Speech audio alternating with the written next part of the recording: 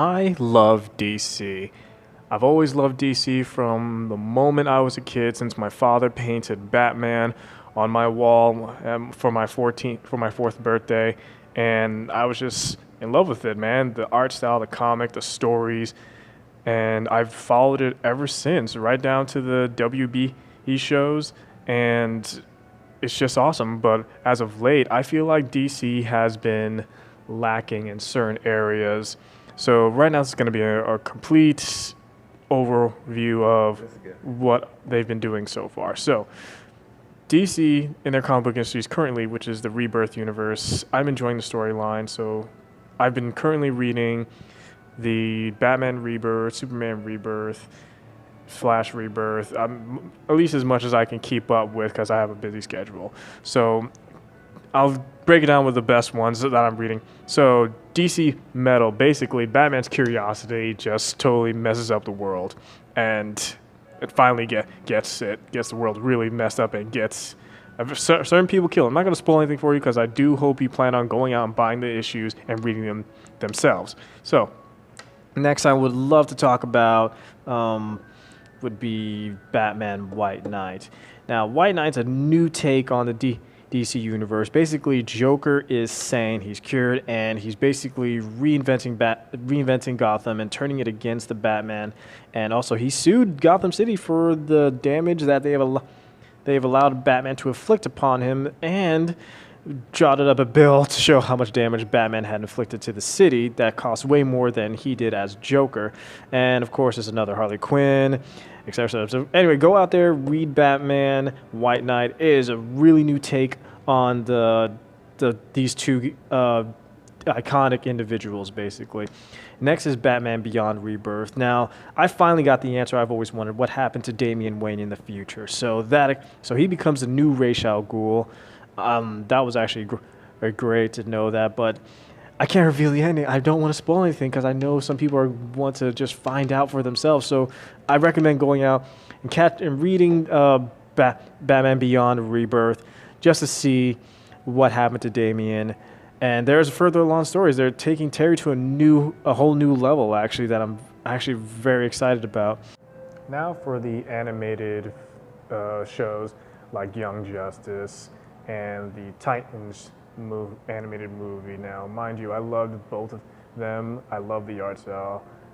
I'm hoping to see more of Young Justice, actually, and more of the Titans, and hopefully they can incorporate that all into one big episode. Even though Young Justice Season 3 is coming out, and it's going to be on some DC new mobile streaming app. I don't know what it's going to be about. But anyway, I'm looking forward to it. I just can't wait any longer. DC, you need to hurry up with that. I really can't wait any longer. And Justice League Dark was great. So have the other Justice League animated movies. I thought they did a wonderful job with them. I feel like the writers spend a lot more time with DC. They spend a lot more time with the TV shows and the comics and the animated movies, far more than they do the actual live action movies. But we'll get around to that. Now for the CW DC TV series live action, I enjoy them, actually. Flash is one of my favorites. Green Arrow, definitely on top. Legend of Tomorrow, Supergirl. I'm looking forward to the next episode, or startup of the next episode of Supergirl.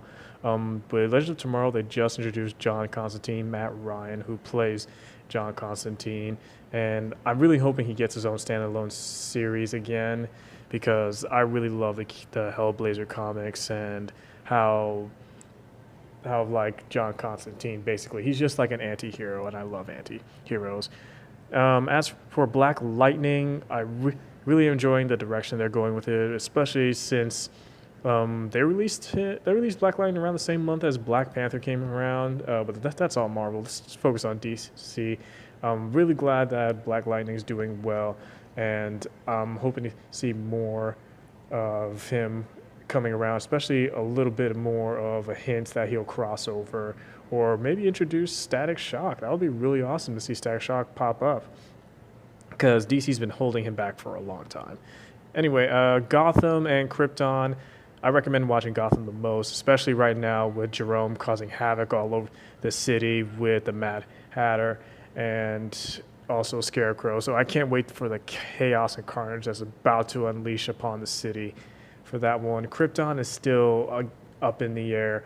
I'm wondering how far and how interesting it's going to get. I'm still on the fence about it because I'm not sure how, because it's on a time clock. Like I said, the planet eventually is going to explode and the city of Kandor is going to be captured, shrunk, or tossed to the next dimension. As for the movies now, Suicide Squad sucked. I'm calling it as it is. Man of Steel, good. Gritty, but good. Now for Dark Knight, the Dark Knight trilogy, awesome, great. Great job. I wish they kept Christian Bale. Wonder Woman was DC's saving grace.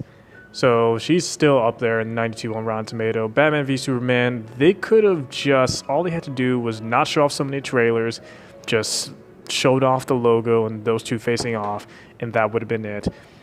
The performance with Jesse Eisenberg was great as, I guess, more of a Riddler personally, not as a Lex Luthor. The Lex Luthor I grew up with and everyone else was a little more suave, strategic, and anytime you thought you had the upper hand on him, he had this classy way of saying, oh yeah, by the way, I have this. Yeah, so in your face. Justice League was good. It was good, well, okay, basically. That's what I think of Justice League. Cyborg, Aquaman, The Flash, I think they got the right people to play them. All of those actors did a great job portraying those characters, and that's personally what I think of the Justice League movie, but it was a... DC will be releasing The Death of Superman, or Superman Doomsday, based on the comic book that was made way back then. They're going to basically fill in the gaps of what was not story told in the first Superman Doomsday. So I'm looking forward to that. It's gonna take Superman to a new heights, and it's basically gonna show how far Superman is willing to go to survive, and it's gonna basically bring up something new about Superman that we haven't seen before, and Doomsday. So I look forward to this. I hope you guys are as well, and I hope you enjoyed this video. Like, subscribe, share, and tune in next time, guys.